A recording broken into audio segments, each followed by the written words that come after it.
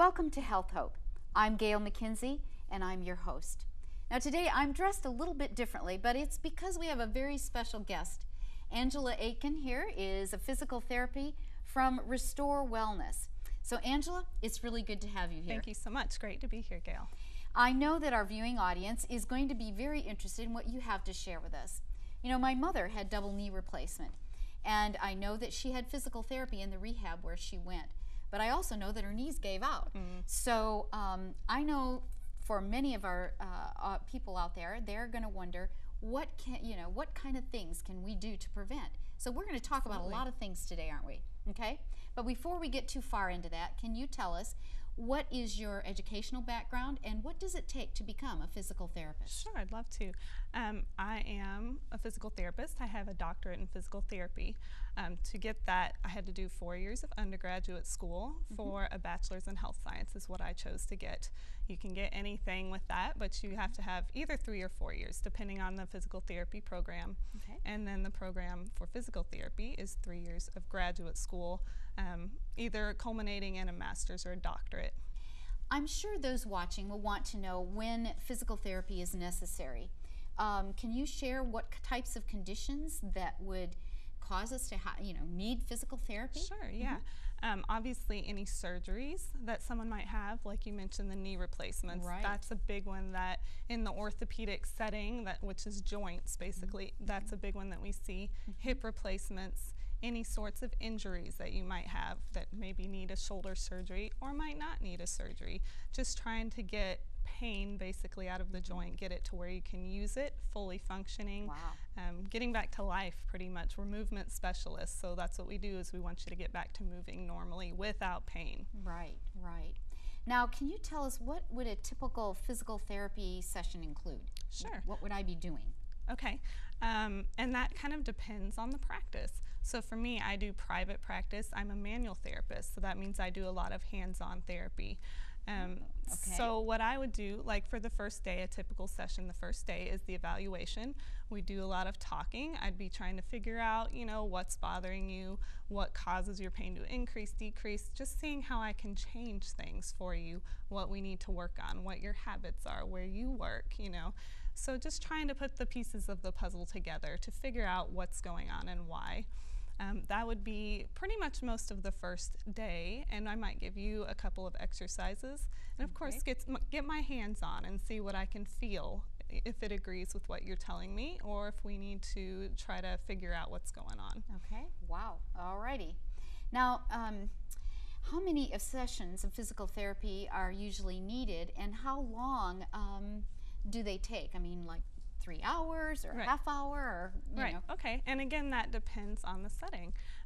Most physical therapy sessions take 30 minutes to an hour, depending on the clinic. Usually in a clinic, they say, it's a 30-minute session or a 45-minute session.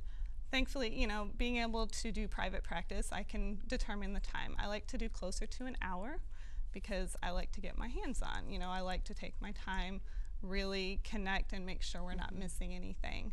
And that way we can have time to do the manual therapy as well as some exercises you can work on at home.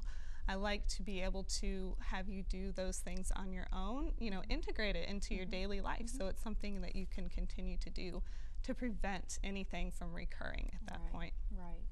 Kind of like an hour massage is better than just a half hour, 10 minutes, right? Absolutely. Got to get your money's worth. All right. Now tell me about something else. Tell me about posture. What is the correct posture that we need to really strive for? Okay, and that is a loaded question. We think about postures, up tall, shoulders back, military, chest out.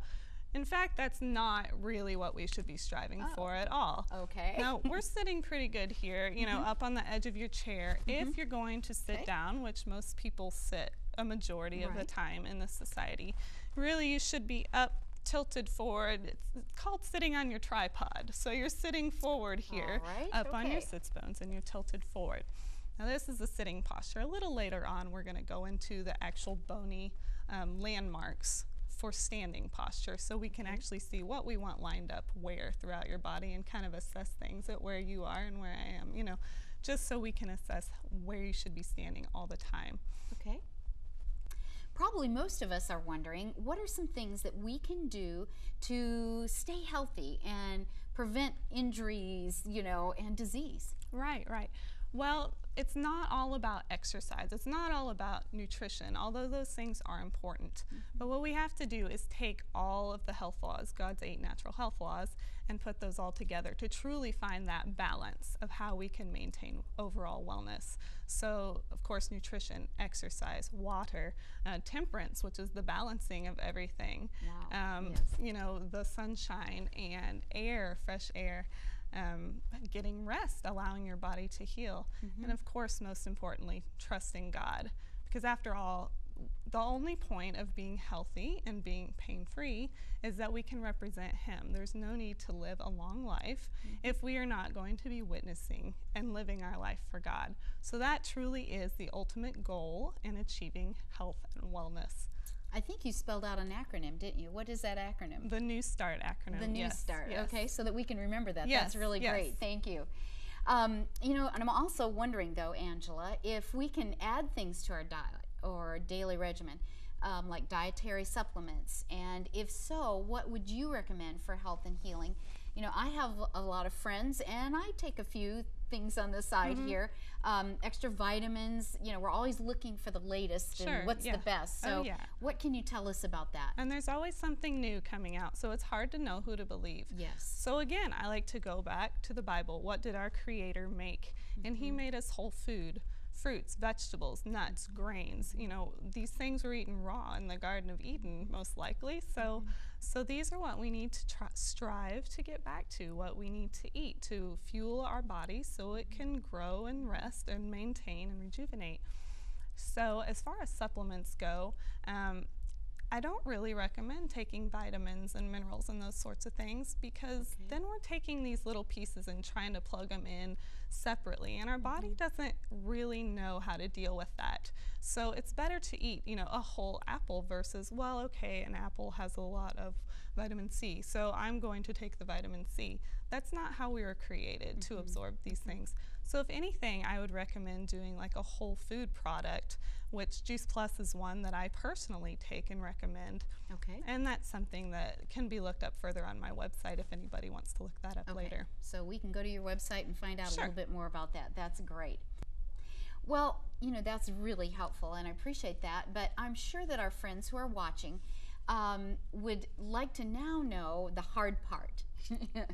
It's really easy to take a pill or drink even lots of water or smoothies or Juice Plus, but it's the exercise. It's getting there and doing those things that we need to. So what do you recommend as exercise? What should I be doing to keep my body, fit and natural? Okay, well, pretty much it's easy. You need to move, and you need to do it a lot. Okay. We shouldn't be sitting here, and I'm going to say this again, we need to go back to the Bible. What did God create us to do? He said, 6 days shalt thou labor and do all thy work, and on the 7th day is the Sabbath, and on that day you shall rest. So what I recommend is 6 days of movement. 6 days you do your exercise. You rest on the 7th day, and that gives your body a chance to recover. Now, during those 6 days in alignment, you can walk. You can, if somebody likes to run, I don't necessarily recommend running because it's so hard on the joints. But if somebody loves it, I'm not going to say, oh no, don't do that, that's terrible. But that's where it's important to know your alignment markers, which we'll talk about, and making sure you're strong and able to handle that. But basically, if you're getting movement throughout the day and walking, and even if you have a sitting job, what about standing up? Maybe you could do a standing workstation, and at the very least, get up and move every 20 minutes, just making sure you're getting that flow, that movement, that circulation, because otherwise everything is, crunched here in the spot. And even if you're up tall, look at all the bends I have here in my body. All the blood is having to flow around these bends, and it's really a lot harder on the heart to have to pump that through. So that's really important. The more you can stand and move, the better circulation and health you're going to have. So I could stand at my desk, right, and answer the phone. Is that right? Pretty much. Take some phone calls standing up. Yeah, well, absolutely. maybe that would work. I love to walk, and my husband and I try to walk every morning. Don't always get there, but in fact, last year we were in Europe, and we ended up walking in 10 days' time 70 miles, and wow. we lost weight. That's great. And I love to see all the people there that were walking and riding their bikes. But you know, there is something that I know. I have some friends who are doing something different than just walking, and that's Zumba, I think, and yoga and Pilates. Can these be beneficial? I mean, can they help us strengthen our muscles and bones? And the thing with those, you have to be careful. Look at the background of exercises, because while science may show that these things are beneficial, and we may think, okay, well, it's just movement. I'm just exercising. What's the harm? It's better to move than not move, right? But if you look at the backgrounds of these things and you look at the Bible, you have to ask yourself, does this agree with what God says we should be doing? And God really points out that he doesn't, in the Bible, he points out in Deuteronomy that we should not seek after other gods. We should not seek after heathen practices. So yoga, you know, that comes from Eastern meditation, Eastern mysticism. So that in itself is, you know, serving another god. And think about even sun salutation. That is one of the forms that they do. That's nothing but worshiping the sun worship. I mean, it's history repeating itself from the Bible to now. It's just Satan creating these counterfeit systems of worship so that we will be deceived. So truly we have to be so careful with what we allow our bodies to do, even if it's in the name of health, and even if we say, oh, I'm not opening up my mind to these practices, I'm just going to do the forms. No, I mean, Shadrach, Meshach, and Abednego, they could have said, oh, well, we'll just bow down, but really we're going to pray to God while we're bowing down. So what's the harm, you know, to the idol? But they didn't. They said, no, we won't even do that form. And I feel like we need to be so careful and do that same thing with any of the exercises out there. So really it boils down to know the backgrounds. But even more than that, if we are striving to maintain the simplistic, get the movement, walk, you know, work, do just movement. You don't have to worry about, well, is this wrong? No, because it's in the Bible. You don't have to know the background, you know, it's there. So that makes it very simple.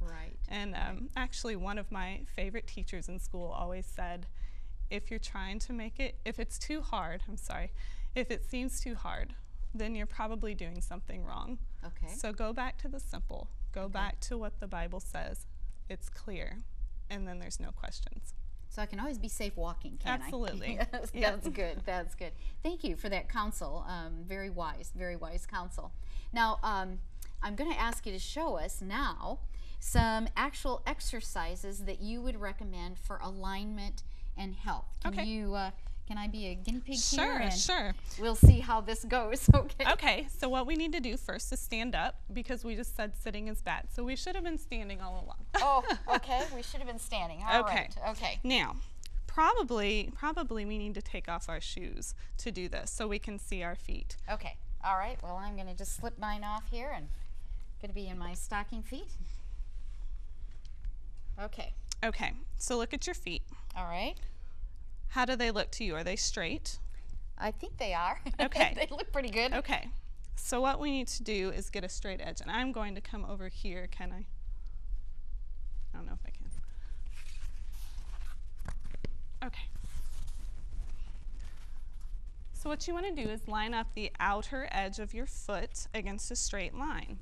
And I'm going to pull this up so you can see. So against a straight line. Now, so bring your heel over towards my heel over. Oh, wow. Yep. Boy, I can feel a little difference already. Yeah. And most people, you know, it feels like, oh, I must have been cockeyed. I'm pigeon-toed, you know. So this is your new normal. This is how your feet should be in stance, in walking. Okay. And it's a little known fact. Yes. Now, that was easy. Right. It's easy to do. It's just a matter of being conscious of it throughout, you know, your day and your activity. Right. Okay. So feet straight. Now, the next thing is they need to be pelvis width apart. So the little bones on the front of your pelvis here, and that's the middle of your feet should line up with the middle of your pelvis, the bones on the front. I think I'm there. Okay. Now, is the weight forward, how you're standing, or are you back on your heels? I guess I don't Or know. in the middle? I think I'm in the middle. Okay. Okay. Okay. What we want is to be back on our heels. Back and on not the so heels. far that you're tipping backward, but just enough that your toes can lift up off the floor. Okay. Okay. Now, I'm going to lift up so we can see knees, because now we've got to see knees. Oh, wow. Okay. Got to show my knees. Yep, oh, wow. yep. Okay. Alrighty. Okay. So when your weight's back through your heels, feet are straight. Yes. Do you feel like your kneecaps are up or down? Or can you tell? They're up, I think. Okay. Can you let them down? Yes. Okay. Yes, I think so. Good. If you can't pull them up anymore, that means they're probably already up. But since you could tell they were up, that's good. You let them down. Yes. Okay. Yes. Now, this is where you should be. Kneecaps should always be relaxed, but knees should be completely straight when you're standing. Okay. So look at this, how we are now. Straight line, ankle, knee, hip, up. Okay. Think about osteoporosis. Think of the posture you see when people get a little older, about this coming forward business, and the osteoporosis, you know, fall, you break a hip. That has a lot to do with not only the nutritional aspects, you know, the calcium and all that, but also that the weight bearing is not getting through this hip. So if there's not a straight line, if we're here, you know, all humped over, look at where the plumb line would go. Right. It's not going through my bone, it's going somewhere back here. It's not even hitting through my bone. Right. So getting back to this posture is going to get good bone building. It's going to stress the hip, which is what it was built for. It's the biggest bone in the body. So this is a great osteoporosis prevention, not exercise, but just movement, which is what we're striving for. Right. Okay. Right. Okay. So we're here. We're back on our heels. We're straight up. Back on our heels with our knees down, right? Yep. Yep. Okay. Now, what we want to look at next is the pelvis. Do you feel like you're tucked under? Do you feel like you're out? Hard to tell, probably, that's a little bit. without knowing what I'm looking for. I'll let you do. Okay. So what we're looking for here is a lot of people will be tucked for whatever reason, and that's probably again with that with that posture. So we just want to think about pulling the tailbone out a little bit. I see. Not so much that you're sticking, not exaggerating, but just pull it out a little bit. Okay. So thinking about this, think about if we put on a pair of shoes. Would we still be able to do this weight through our heels? And of course that depends on the shoes. So a lot of times with women, we wear shoes with heels. Yes. If we're wearing shoes with heels, that puts us right back in that posture that we were talking about. Oh, you're telling That's me I can't wear my heels now. I know. But then your feet get all crunched in that, and they don't just, you take them off and yes, you come down. But after time, wearing that all the time, your feet, the muscles have muscle memory. So they will just maintain that posture, and then you get, Barbie feet. So, which we do not want. No, we don't want Barbie feet. Okay. So a great exercise to help with stretching out those muscles is easy. It's just a calf stretch. So what we would do here, and this is just a half dome, a half foam roller, is just put your foot up on the top on the apex here. Okay. And again, you need your foot lined up straight. The outer edge of your foot should be straight. Okay. And just stepping forward until you're getting a good stretch down the back of your leg. Oh, okay. So we just step forward then. And you want your knee to be completely straight here. Oh. Okay. There you go. I think okay, wow. And the goal with this one would be where you are stepping forward. So it's as if you can do a normal gait. I don't know if I can do that without falling down. Yeah, and it's something you have to work up to. Wow. So starting here, I can really feel that. Over several weeks we're talking of working to where it's an actual stride length. So that's a really simple one I would have somebody do. Okay. You would do a minute on each side 3 times. Okay. Per day. It's not, it's very doable, very doable. Right. Okay. So another one for feet, since we're talking about feet, these are the base. Everything up here depends on what's going on down here. So you've got to start there with working on stuff. Okay, so the next thing we could do is work on toes. Think about shoes, the little tiny toe boxes. You need your toes to have the room Lots to of move. space, don't you? Yes. So a good one that is going to help with that would be coming back behind you. It's just a top of the foot stretch. Oh, okay. So you're just coming back, trying to get your knee extended, letting the toes stretch out behind you. That's good. Same thing. I can do that one easy. Yeah, that one I can do. Same thing.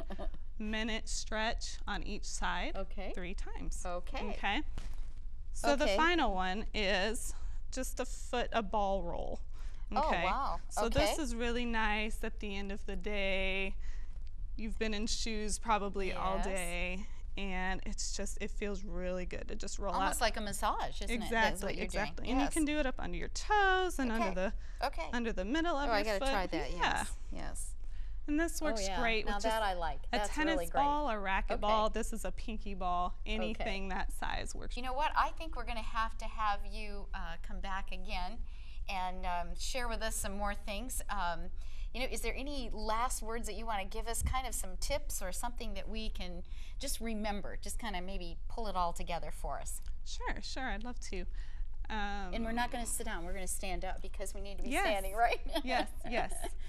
Well, again, it all boils down to going back to focusing on the Creator, how we should move, how He created us to move, standing in alignment. And when you're walking, it's not going to be as beneficial if you're walking in even tennis shoes that may have a little inch heel versus something completely flat. Even with footwear, I would recommend going down to as close to barefoot as you can, you know, throughout the day. What about those new shoes then? There's those new shoes that toe shoes? Yes. Those are great. Really? Those are great. So those would be really good. Yeah, they would. They would be great. I have wondered about that. Yes. Okay. Well, hey, there you go. That's a really great tip then. And a little bit cheaper alternative to even those would be like just aqua shoes. You know, you can get them at Walmart. The Benny shoes. They're very flexible soled. They're very thin. They're great for kids that grow a lot and you can't get these expensive shoes but may need the protection outside or what have you. So those are really great, and that's what I personally like to wear if I'm going out. But otherwise, you know, going down to barefoot as much as you can. Of course, if you're coming out of wearing heels, 8 hours a day or something, which most of us don't, but some do for jobs have to do that. Then that might be, you wouldn't want to go straight to barefoot because your feet aren't ready for that. You gotta build up. You gotta do like 10 minutes here, 10 minutes there. You know, start building up to where you can handle barefoot. But that is the goal, because again, I'm all about natural. We will operate best when we go back to the natural, because that's how our body was created to move. So we would have fewer injuries, and strengthening of the muscles and the toning of all of that we need. So, you know, those are some really good tips. I'm really excited about it. I think I may go check out some of those shoes with the toes. Now, is there anything else that you can tell us as far as, what about, you know, just as we finish up here, what about water? And, you know, you mentioned that before, some of the nutrition. What does water do for us, and in physical therapy, how important is that? It's really important, especially in physical therapy and hands-on physical therapy. I'm working through the muscles, you know, I'm releasing those toxins that have built up in there and the tension in the muscles. So if you're not getting the water, you're not getting the circulation and flushing out those toxins, and it's just going to accumulate elsewhere. And that's not really, you're not going to get well as fast. Not that you won't get better. It just may take longer. So that's something that, you know, I highly recommend. And I recommend, and this is throughout science, this is not just me, but for every pound of body weight, you need to drink a ½ ounce of water per day. Oh, that's a good thing to know then, so we can kind of figure out how much we should be drinking. So like a 100-pound person, 50 ounces a day, you know. It'd be perfect. Good. Well, Angela, you know, this has been very informative. I hope you have enjoyed what we have heard here, and that you're going to go out there and walk, move, and drink that water and get that rest, right? So thank you, and I hope we get to have you back again and learn some more things. Okay. It's a pleasure. Thank you. Why is it that most people skip breakfast? The most common reasons are they don't have time. They're not hungry in the morning. They want to lose weight. They don't realize its importance. But eating breakfast simply makes good sense. Who would ever start out on a trip without any gas in their car? So why should you start your day without the necessary energy supply? A group of scientists spent 10 years studying the effects of eating breakfast. A good breakfast, they concluded, can help both children and adults this way. They're less irritable, they're more efficient, they're more energetic, and they have better test scores. How? Breakfast provides a steady source of fuel to the brain, which greatly improves mental function and attention span. Studies have also even linked healthy breakfasts with less chronic disease, increased longevity, better overall health. Unfortunately, many people attempt to compensate for that mid-morning drop in energy by drinking coffee, tea, or a caffeinated soda, along with something maybe sweet, a donut, a sweet roll, or other high-calorie snack. So, what is a healthy breakfast? A good breakfast will provide at least 1/3 of the day's calories. It's high in fiber and it's rich in vitamins and minerals. You may have heard the wise saying, eat breakfast like a king, lunch like a prince, and supper like a pauper. It's good advice. Try starting your day with a whole grain cereal, whole grain bread, and a couple pieces of fresh fruit, and you'll find that your energy level stays high all morning. Cereals, bread, and fruit are your energy foods. Carbohydrates, which are easily converted into glucose, the fuel of your body. If you are eating low fiber and high sugar foods, they quickly pass into the bloodstream, giving you the high-low effect in energy level. A high fiber diet prevents too rapid absorption, ensuring a steady release of nutrients into the bloodstream. Fiber also absorbs water as it moves through the stomach and intestines, preventing constipation. And remember that fiber also plays a crucial role in weight control, heart disease, diabetes, and prevention of cancer.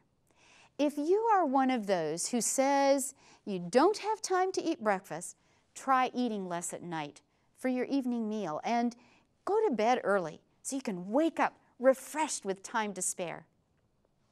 Begin your day by drinking a glass or 2 of water and get outside in the fresh air for some active exercise, like a brisk walk. You'll come back after a shower ready for hearty King's breakfast. What more can you ask for? Thanks for listening. This has been a Health Moment.